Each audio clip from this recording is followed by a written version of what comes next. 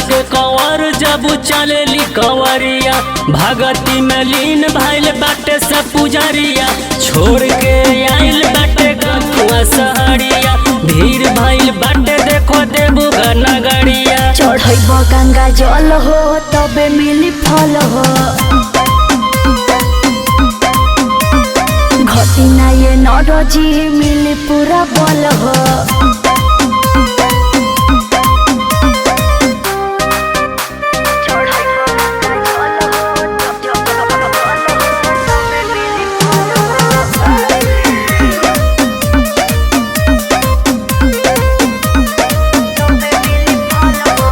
खेला पवन पूरा सावन के महीना, अधूरा होवे जिंदगी भोले दानी के बिना।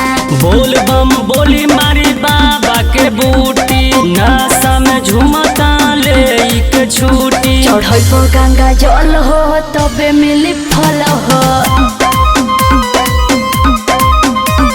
घटी ना ये नरजी मिली पूरा बल हो।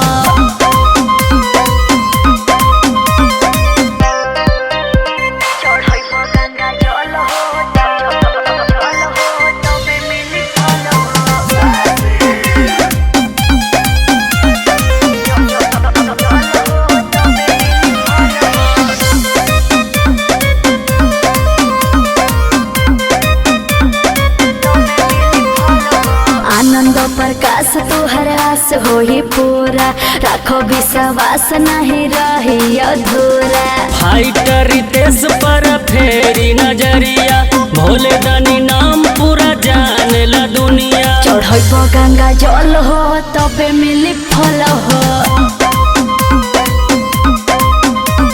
घटी ना ये नरजी मिली पूरा बल हो।